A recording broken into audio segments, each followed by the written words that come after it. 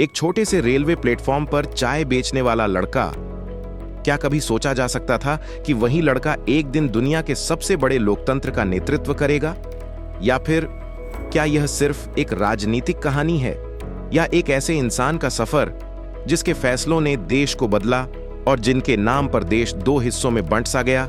यह है कहानी नरेंद्र मोदी का बचपन साल 1950। गुजरात के छोटे से शहर वडनगर में एक साधारण परिवार। न कोई राजनीतिक पृष्ठभूमि, न पैसा, न कोई राजनीतिक संपर्क, बस एक सपना, कुछ अलग करने का। छोटी सी चाय की दुकान और एक लड़का जो लोगों को ध्यान से देखता था, सुनता ज्यादा था, बोलता कम। किशोर अवस्था में ही उन्होंने घर छोड़ दिया। हिमालय की ओर सफर। कुछ लोग कहते हैं यह आध्यात्मिक यात्रा थी, कुछ कहते हैं पहचान की तलाश। सच क्या था? यह रहस्य उनके जीवन का सबसे रहस्यमयी अध्याय बन गया। वापस लौटकर उनका झुकाव हुआ राष्ट्रीय स्वयंसेवक संघ की ओर। अनुशासन, संगठन और जमीनी स्तर का काम। यहीं से शुरू हुई राजनीतिक प्रशिक्षण की कहानी। मंच छोटा था पर महत्वाकांक्षा बड़ी।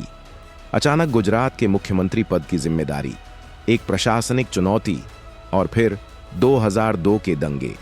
देश भर में सवाल, आरोप, आलोचना। यह वह दौर था जब उनका नाम राष्ट्रीय सुर्खियों में छा गया। समर्थन भी मिला और विरोध भी। सालों तक गुजरात मॉडल की चर्चा होती रही। इंफ्रास्ट्रक्चर, सड़कें, बिजली सुधार, एक छवि बनी, विकास पुरुष।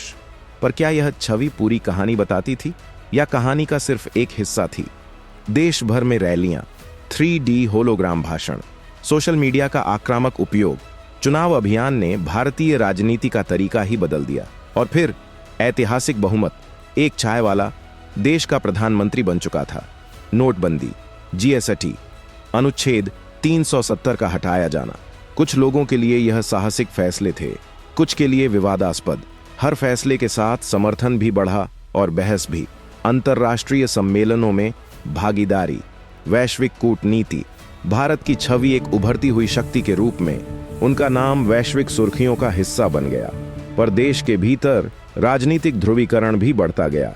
फिर से चुनाव, फिर से बहुमत।